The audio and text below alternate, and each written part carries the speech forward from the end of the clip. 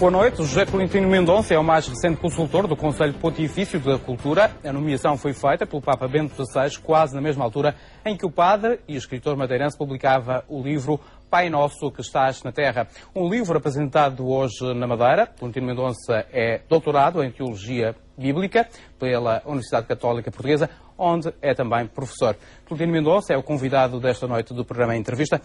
Muito boa noite, Tolentino. Ficou surpreendido com a nomeação do Papa Bento XVI? Foi para mim uma surpresa quando recebi o contacto do cardeal Gianfranco Ravasi para ajudar o Conselho Pontifício neste serviço de conselheiro, que é no fundo poder mais de perto testemunhar e acompanhar o trabalho já extraordinário que a Santa Sé faz na relação entre a fé e a cultura. O cardeal Ravasi tem conferido uma marca de grande dinamismo, de grande vitalidade ao Conselho Pontifício, e penso que para mim será uma honra e um tempo de aprendizagem e de colaboração na multiplicidade de iniciativas que acontecem, desde congressos a exposições, a documentos que se publicam e que de facto mostram como a Igreja tem uma grande sensibilidade para este mundo da cultura. Já pensou numa sugestão concreta que vai apresentar nos seus primeiros dias de trabalho? Não, primeiro ouvir e inscrever-me na realidade do centro e depois disponibilizar-me para ser útil na medida das minhas possibilidades e daquilo que for sendo necessário. A Igreja e em particular o Vaticano conhecem bem a cultura portuguesa? Acompanham, porque sendo cada diocese uma parte completa da Igreja, é verdade que há uma complementaridade muito grande e a Santa Sé tem uma solicitude, um serviço de unidade que vai acompanhando a realidade. E nesse sentido, há 10 anos que em Portugal lançamos o serviço da Conferência Episcopal ligada à Pastoral da Cultura e tem havido sempre, de parte a parte, um conhecimento das nossas iniciativas. E, inclusive, há uns anos atrás, o cardeal Gianfranco Ravasi pôde estar presente numa jornada da Pastoral da Cultura em Portugal. Tolentino Mendonça, na sua opinião, a Igreja em Portugal valoriza bem a cultura? Eu penso que há uma crescente sensibilidade, no sentido de que a cultura é aquele espaço onde... Mas há algum aspecto que seja necessário valorizar ainda mais, digamos assim? Sem dúvida. Eu penso que neste momento o cristianismo está num processo de encruzilhada. E a Pastoral da Cultura é uma pastoral relativamente nova, porque durante séculos a relação entre a fé e a cultura era uma relação dada por adquirida, porque toda a cultura nascia à sombra da Igreja. Hoje há uma autonomia muito grande e é preciso um esforço de mútuo conhecimento, de diálogo, de colaboração na diferença, mas penso, por exemplo, o percurso e a personalidade do Papa Bento XVI é de facto providencial para fazer pontes entre o mundo da cultura e o domínio da fé. Eu, por exemplo, estive há 3 anos atrás num encontro que Bento XVI promoveu com os artistas na Capela Sistina e foi muito interessante ver como o Papa aproxima aquilo que é o trabalho da criação artística ou da construção cultural propriamente dita com aquela que é a missão da Igreja. No fundo, um bailarino, um ator, um escultor, um escritor vivem à procura da verdade. E, nesse sentido, o caminho espiritual também não é outra coisa. Santo Edith Stein dizia que a oração é à procura da verdade. De maneira que, pela via do bem, da verdade e da beleza, de facto há muito campo comum de diálogo, de interseção entre a fé e a cultura. Bento XVI é um Papa que tem sido muito criticado por ser de uma ala conservadora e intelectual. Entende que a sua nomeação como consultor pontifício da cultura possa ter pesado nesta característica intelectual de Joseph Ratzinger? Bem, este serviço para o qual fui nomeado é um pequeno serviço dentro de um departamento da Santa Sé. Eu penso que hoje há um conhecimento maior da personalidade do Papa Ratzinger e um certo tom crítico que antes do papado existia em torno a ele, de certa forma se foi dissipando, porque se percebe também como um Papa é um mestre da fé. E de facto Bento XVI tem sido isso, pela força da sua palavra, do seu testemunho, pela intensidade e pela ciência dos seus escritos. Ele tem sido uma referência absolutamente fundamental nestes tempos tão paradoxais, nestes tempos tão difíceis, e penso que hoje a personalidade do Papa é muito mais consensual do que no início do seu pontificado. Até que ponto a cultura pode ajudar a mudar a sociedade? A cultura está no âmago da sociedade, porque quando falamos da cultura, de que falamos? Não falamos apenas da criação artística ou de uma cultura erudita. A cultura, antes de tudo, é o lugar onde a nossa humanidade se expressa.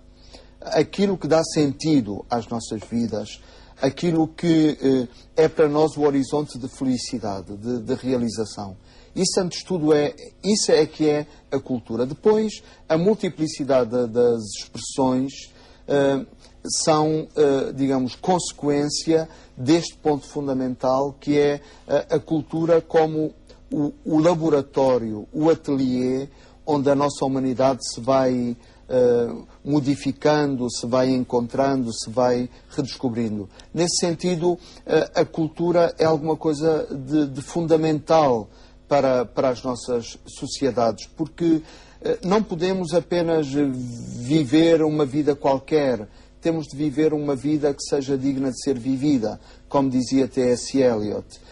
E nesse sentido é muito importante que a cultura tenha de facto uma grande presença, porque ao mesmo tempo é um espelho daquilo que somos e ao mesmo tempo eleva a fasquia, levanta a exigência daquilo que uma sociedade pretende ser, ao mesmo tempo que lhe confere uma grande unidade. Eu penso, por exemplo, sem as grandes obras literárias, sem as grandes datas portuguesas, sem a tradição que é a nossa língua, que Fernando Pessoa dizia ser a nossa pátria, sem esses elementos culturais, nós não éramos uma comunidade humana, não éramos uma sociedade, mas apenas um conjunto desagregado de indivíduos. E neste contexto atual da crise, a cultura pode estar ameaçada? Esse papel cultural que se pretende pode estar ameaçado? Eu penso que o atual contexto é um desafio a valorizar a cultura e a perceber que a cultura, não só do ponto de vista económico, é de facto uma mais-valia significativa, mas do ponto de vista humano, no sentido de que a cultura permite ao homem uma reflexão sobre si mesmo e sobre o seu destino. E por aquilo que já viu, o Estado está disponível para valorizar essa cultura? Todos temos consciência das enormes dificuldades financeiras, económicas que estamos a viver. Eu penso que há uma preocupação. Possivelmente tem de haver uma grande reconfiguração, mudanças de estilo e até de ajudas, mas penso que há uma preocupação sincera, porque se percebe que sem a cultura falta a chama, falta o cimento social. Padre Tolentino Mendonça, falamos agora de si enquanto escritor. Como é que surgiu este gosto pela escrita? Eu penso que é uma vocação. A escrita torna-se, de facto, uma espécie de modo de viver. No meu caso, surgiu na adolescência, nos anos da juventude. É claro, um escritor é sempre um grande leitor. Não há não há um escritor que não seja um apaixonado da leitura. É preciso ler muito, é isso? Para escrever é preciso ler muito. E de facto, na minha formação intelectual, a literatura teve sempre um papel muito importante, porque a literatura é um domínio, eu diria um domínio espiritual de excelência, porque a literatura dá-nos o conhecimento do homem, nas suas contradições e também na sua grandeza. E para mim foi sempre, digamos, uma espécie de ponto de encontro com o conhecimento de mim mesmo e dos outros. E que género de literatura é que gosta? Isso, digamos, eu sou completamente omnívoro, no sentido de que um género como o romance é um género que me entusiasma sempre, e estou sempre a ler alguma coisa. Ainda agora, mesmo hoje, comecei a ler o Vida e Destino, do Vasil Grossman, que é um dos grandes livros do século XX, mas claro que a poesia tem sempre um lugar muito, muito importante nas minhas leituras, e o ensaio, porque tem a ver também com a minha vocação académica, e é de facto um género literário que me interessa muito, o pensamento sobre a realidade, sobre a própria cultura e as dimensões da nossa existência. E é possível virmos a ter outro género de literatura da sua parte, de género de escrita, digamos assim? Eu já me reparto um bocadinho no sentido de que tenho a minha obra poética e espero em 2012 publicar um volume de inéditos pela primavera. Tenho 2 peças de teatro, que é também um género de que gosto muito, e claro, tenho os ensaios de natureza bíblica ou então de natureza espiritual, como o caso do Pai Nosso que Estás na Terra, que é um género literário que me interessa muito. No fundo, eu penso que escrevemos para ir ao encontro de nós próprios e dos outros. E a escrita é para mim esse lugar que vence as distâncias e que me dá o sabor profundo do encontro com a vida. E há alguma parte do dia em que gosta mais de escrever? De manhã, à noite, à tarde? Como é que acontece a escrita na sua vida? Eu sou capaz de escrever a qualquer hora e em qualquer situação, mas evidentemente a parte do dia ou da noite mais silenciosa é sem dúvida mais convidativa para a escrita. Mas eu sou capaz de escrever de pé num autocarro. Qual foi o livro que lhe deu mais gozo de escrever? É difícil dizer. Talvez o primeiro, talvez o último que venha a escrever. É difícil escolher. Um livro é como um filho, digamos assim? Não é...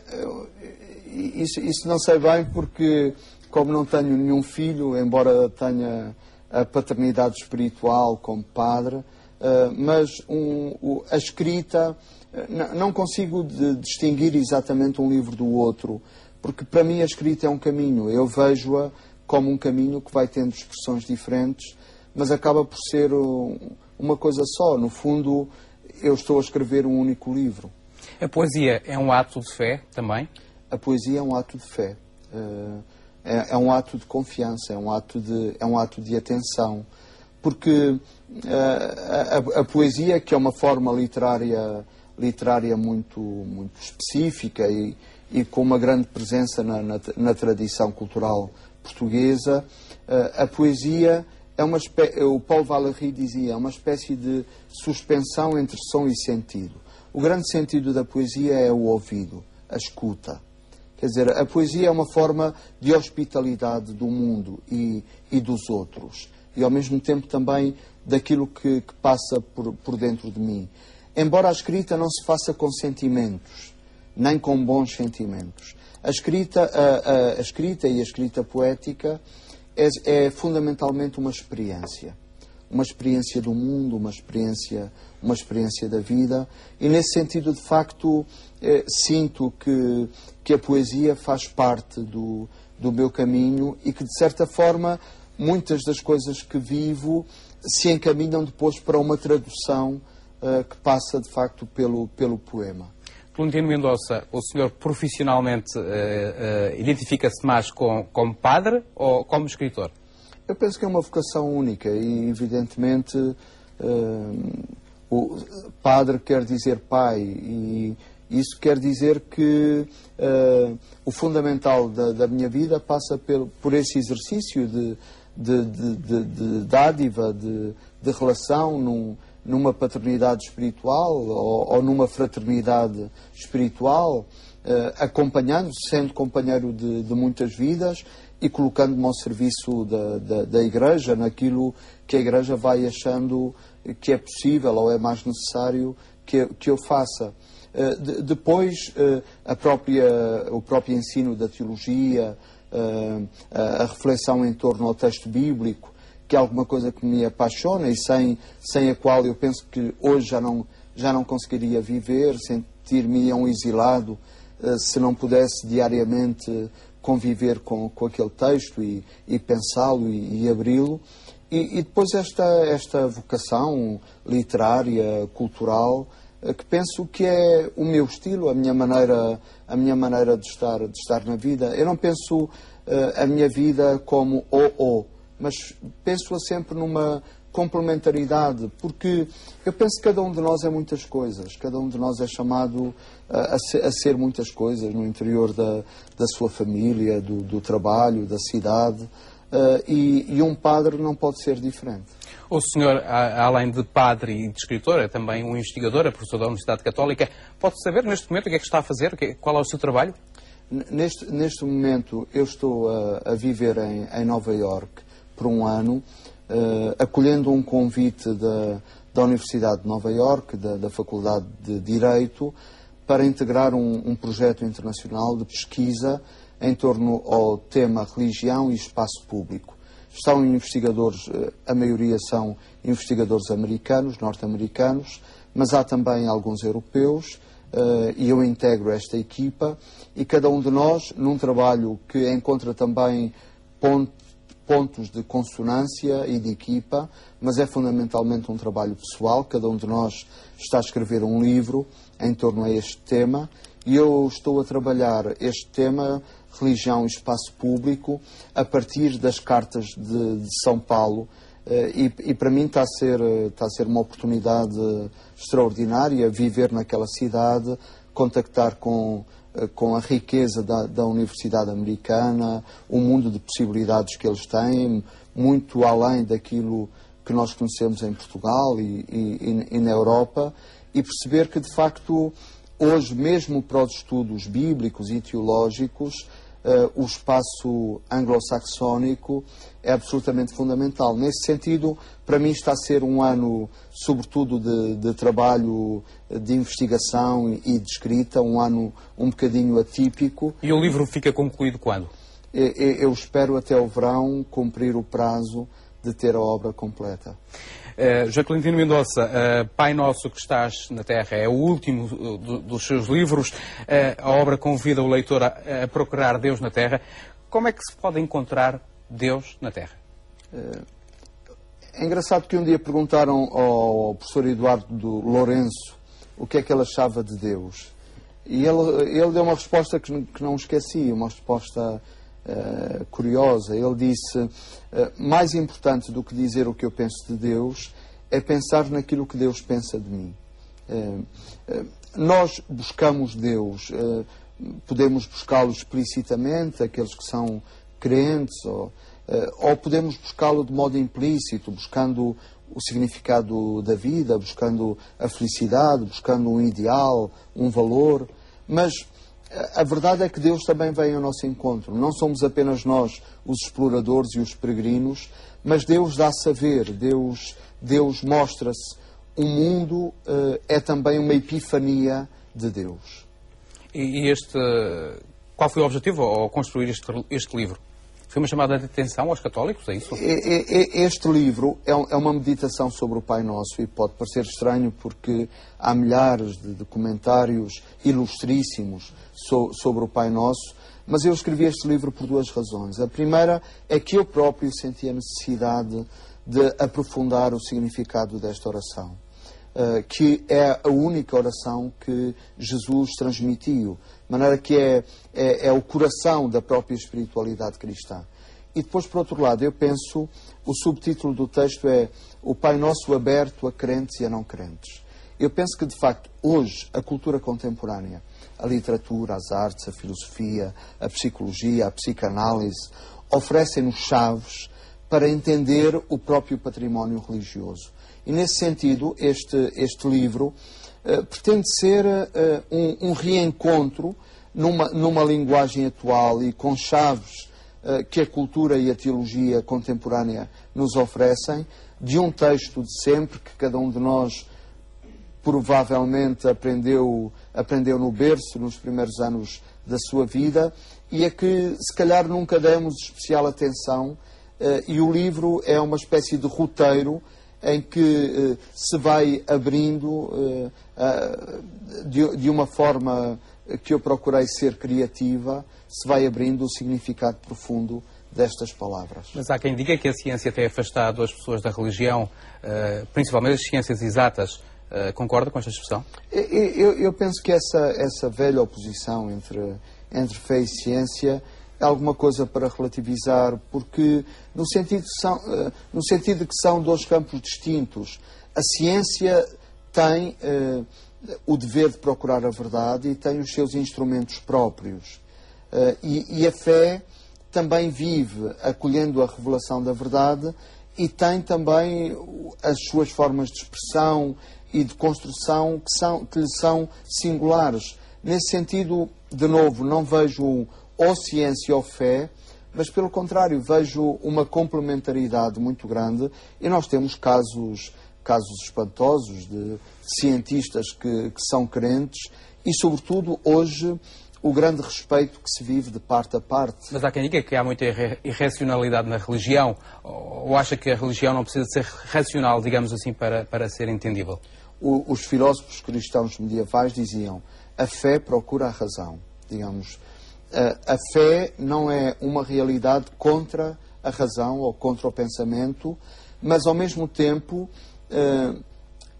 o pensamento em si, a lógica positivista em si mesma, é claro, não consegue tocar todas as dimensões. Digamos, como dizia São Paulo na primeira carta aos Romanos, a nossa ciência é limitada e, digamos, nós precisamos de entradas diferentes, de acessos diferentes para chegar ao mistério do humano, ao enigma que nós somos. E aí penso que a fé tem uma palavra que é sua, que lhe é peculiar e não pode desistir dela.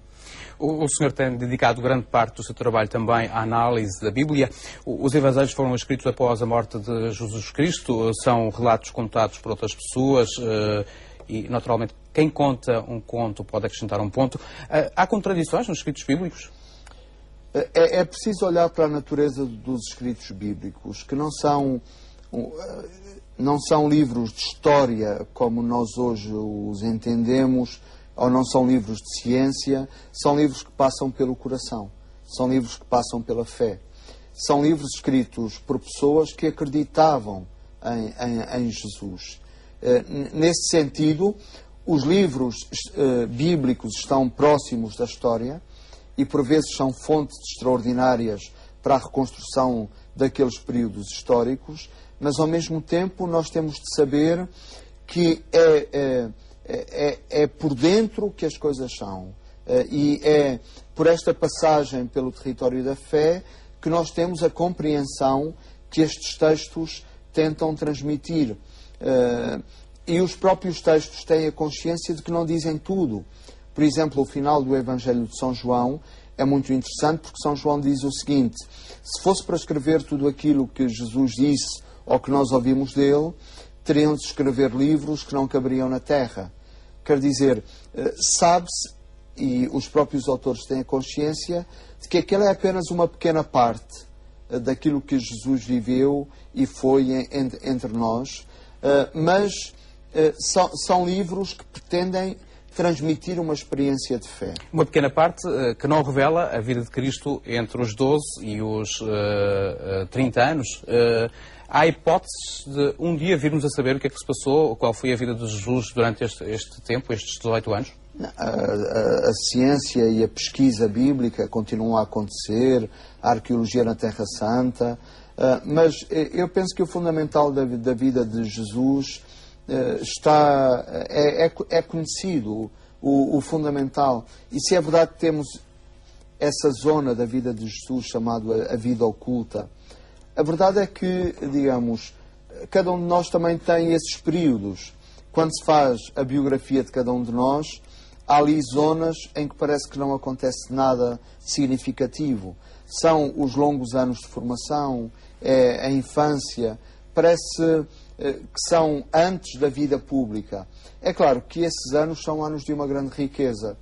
E hoje a própria ciência bíblica investiga muito o que era a vida no tempo de Jesus. Lembro a obra monumental de um jesuíta americano, Joseph Mayer, que tem este Jesus marginal, onde ele de facto tenta reconstruir os processos históricos desses anos da vida de Jesus. Mas eu, como investigador, penso que o fundamental é aquilo que Jesus diz de si mesmo, no momento em que ele próprio decide também ter uma inscrição pública do seu ministério. Tolentino Mendonça, nós estamos mesmo no final deste programa, estamos numa época que antecede o Natal. Qual a importância do Natal para a Igreja Católica, assim, para terminar, e que mensagem que deixava neste Natal? No Natal nós celebramos o mistério da encarnação de Jesus. Eu penso podemos levar uma vida inteira a tentar contemplar este mistério. Deus ama de tal maneira o mundo que lhe dá o seu próprio Filho. E a mensagem neste tempo de Natal e neste Natal específico, penso que é muito a capacidade de olharmos para o fundamental, de não nos dispersarmos no que temos e no que não temos. Com as prendas. Com as prendas e com o resto, e sermos capazes de valorizar aquilo que nos é oferecido. A nossa humanidade é a biografia de Deus. Deus diz através da nossa humanidade. Por isso, este é o tempo também para valorizar o encontro, para valorizar as pessoas, mas para valorizar não no sentido material, mas no sentido profundo, no sentido real, e que seja de facto um tempo com um sabor espiritual muito próprio. Padre Tolentino Mendonça, muito obrigado por ter vindo à RTP, um bom Natal para si. Colocamos desta forma um ponto final neste programa. Assim especial desejo uma boa noite e também um bom Natal.